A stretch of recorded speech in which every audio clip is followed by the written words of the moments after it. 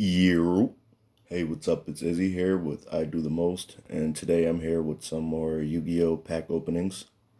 Today I have some of the Yu-Gi-Oh! The Dark Side of Dimensions movie pack, secret edition packs.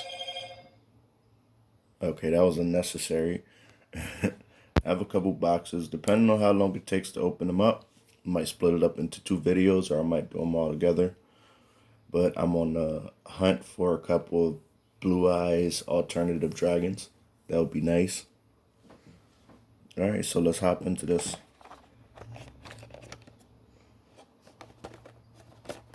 Let's see what it says on the back real quick. Each movie pack secret edition includes 3 Yu-Gi-Oh! Dark Side Dimension booster packs, one of 2 ultra rare iconic monsters from the Yu-Gi-Oh! Dark Side Dimensions movie, one of 2 ultra rare variant cards, one of 2 ultra rare variant versions of the Egyptian God card. One of these 2 ultra rare cards from the Yu-Gi-Oh! Dark Side Dimension movie, which is Blue Eyes or Dark Magician. One of these 2 ultra rare variant cards, which would be the level 4 cubic monster and some kind of dragon, and between Slifer and Obelisk. All right, so I'm gonna gotta get this open.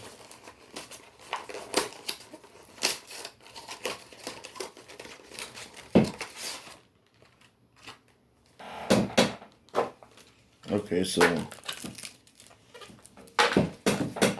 slide that to the side.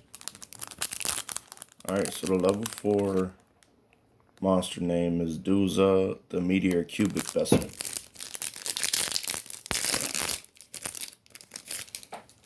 I've never actually played Cubic, so I've played against him a couple times.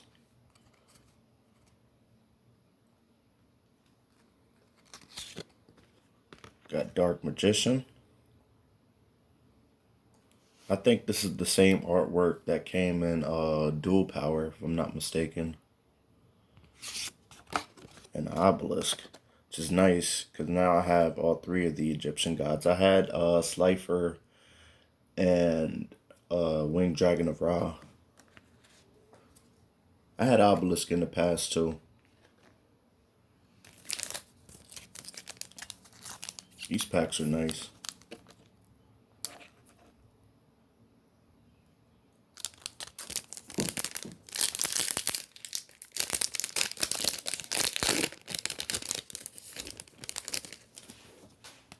Alright, let's jump right into it. Buster Gundale, the Cubic Behemoth. Neo Blue Eyes Ultimate Dragon. Okay, nice. That's the remake of Blue Eyes Ultimate Dragon. Which I think he lets you special summon other Blue Eyes fusion monsters from your extra deck. Vulcan Dragny, the Cubic King, the level 3 cubic monster. Dig of Destiny. Magical Contract Door.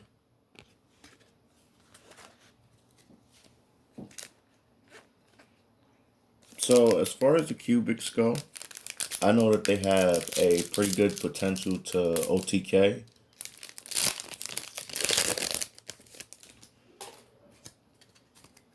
And this card is the reason why. It's their boss monster. He has 3,000 attack points. And then at the end of I think he can attack up to like 3 times or something. And then he also inflicts 3,000 points of damage at the end of the turn. So yeah, pretty strong. And Marsh Macaron. I love Marsh Macaron. I hope I get 3 copies of the playset. That way I can add him to, because I run Marsh Macaron in one of my True King decks online. Because he's a quick blow up. He thins the deck by 2 cards if you blow it up. It doesn't cost your normal summon. A special summon 2 extra monsters which one can be used as a tribute summon, or then you have another one there as a defensive option, or it just has many uses for it. Blue Eyes Chaos Max Dragon, dope. I'm gonna be real with you. I didn't even know Chaos Max was in this set, and I got a bunch of what is it called? Chaos Form, I believe, the ritual spell. I got a few of those from one of the previous pack openings. Soldier of Stone, dope. I got some more rock support right there.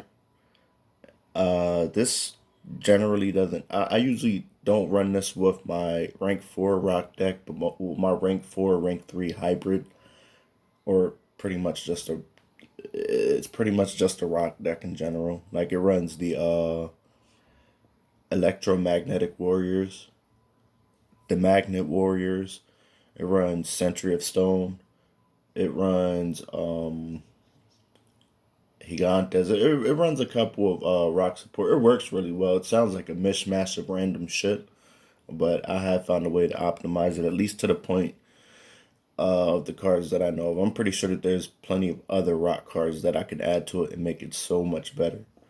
And I do plan on looking into that because I want to get back into the game, and I think that that deck will definitely be the way to go for me. And then they have the Emancipator synchro monsters and extra deck monsters that seem to be just generic rock support. So I'm gonna look into those a little bit more as well. We have Cubic Mandala, and that's the last card out of that pack.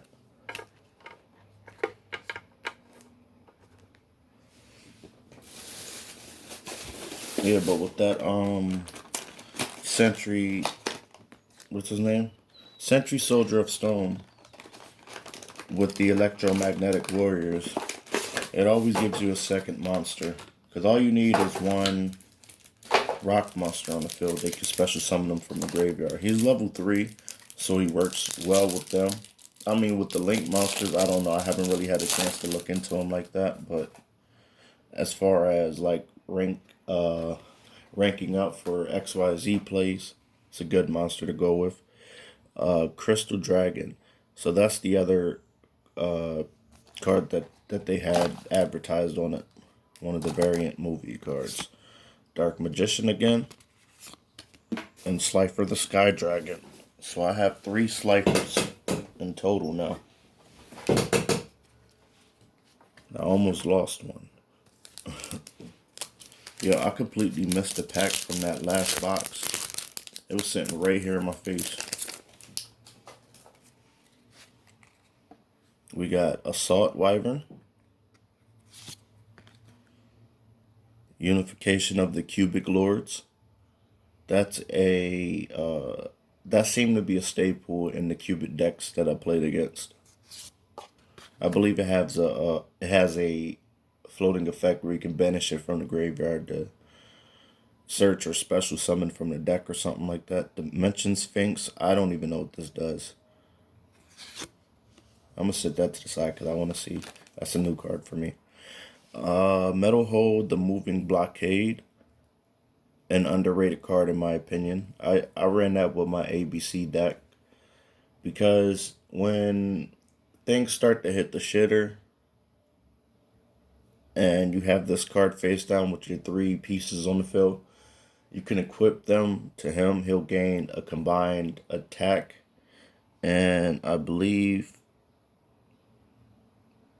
its attack and defense become the combined attack and defense of the monsters that are equipped to him. And at that point he's over 4,000 attack and defense. And then he's immune to spells, trap, and monster effects.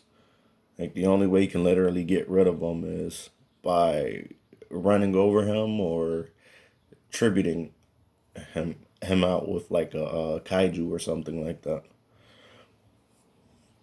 But then like you attack into him once, then all three of the ABC monsters effects go off, and they can recycle and this and that. But once they get rid of the equipped cards to him, he drops back down to zero attack. So it is kind of a big gamble in that sense. Hey, and we got the Blue Eyes Alternative White Dragon. Dope. Fucking dope. See, this definitely makes me consider wanting to build a Blue Eyes deck as well. Now, the Blue Eyes decks that I've built in the past, they were never just pure Blue Eyes. It was more like Dragon support, but the Blue Eyes tuners and monsters were like the main engine to get me through the decks. And then there was just other kind of supporting plays that would go in there as well. And again, it just sounds like a messy mishmash of things, but with enough skill, you can make anything work. And with somebody not really knowing exactly what you can do with your deck, they got to be more wary of how they play against you. Because it's like if you play against a pure Blue Eyes player, a pure Blue Eyes build, you generally know exactly what it can do, what its limitations are, and how you can stop it from even being an issue. But when you're playing against Blue Eyes, that's also running level 4 monsters, level 7 monsters, and you can destroy back row when you need to, and use cards from the graveyard, use cards from the field, use cards from your hand, be able to search shit from your deck in different ways that you normally wouldn't be able to, then people tend to be caught off guard.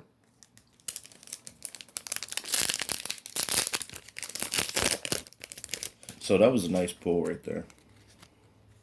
We got Dark Magical Veil. Pay 1,000 life points to special summon one Dark Spellcaster monster from your hand or graveyard.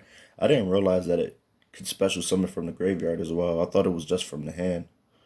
See, I was going to say that this card is kind of pointless just because, generally people use it for Dark Magician, or at least Dark Magician decks, and 9 times out of 10 it is for Dark Magician, but there's plenty of other cards that let you special summon him from the hand or graveyard for free because he's a normal monster. Got Apple Magician Girl. I recently started looking into them on Duel Links. Meh. And there's some ups and downs to it. I guess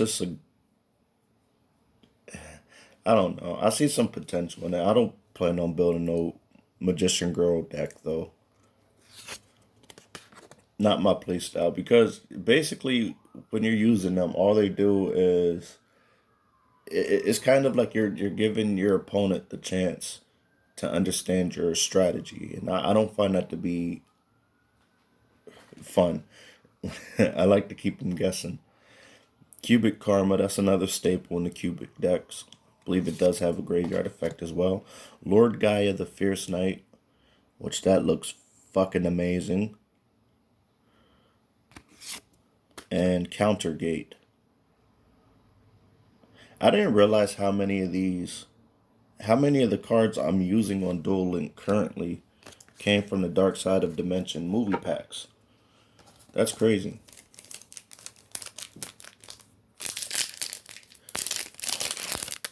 See, now I wonder if the set that I was opening is specifically from the movie. Cubic Rebirth, Assault Wyvern, Dark Horizon, Kaiser Voice Raider. It's a cool remake of a classic card as well. Cubic Wave. Alright, I got the one Blue Eyes Alternative Dragon. I just want a couple more Marsh Macarons and my life will be complete. I think True Kings is another deck that I'm going to build as well. As far as I know, it's not a top tier deck at the moment, but You know, that's my shit right there. Unification of the Cubic Lords. Paladin Oracle Mahad, which I was playing online the other day and I had the game all but wrapped up. He had like 200 life points left. And which deck was I running? I want to say that I was running. Oh, yeah. Yeah. I was playing my Gravekeepers, I believe. And I had Quintet Magician on the field and he has 4,500 attack points. Like I said, he was down to his like last 200 life points, and he fucking drew into Mahad and wrecked me. And I was like, hold up, what the hell just happened? Like, I had that game under wraps. Dimension Sphinx, Pandemic Dragon, and Dark Magician. So you can get Dark Magician inside of the actual packs as well. So yeah, that's it for this section of the video. It's a lot of cards between two boxes. If you are rocking with me and you are enjoying these pack openings and you'd like to see more, go ahead and leave a like. That lets me know that you're interested in this, and it helps others who may be interested in seeing what's in this set as well be suggested this video. If you're new to the channel, what I do here, I do Yu-Gi-Oh pack openings, Pokemon pack openings. I have a Pokemon Nuzlocke playthrough on the channel, and RPG challenge runs. Right now I'm doing Shining Force with a limited limited item usage in battle. So yeah, those are going pretty well, and some crazy things have been happening in both games. If you're interested in that, go back and check it out. But with that being said, I'm going to head out of here. You have yourself a good day. Peace.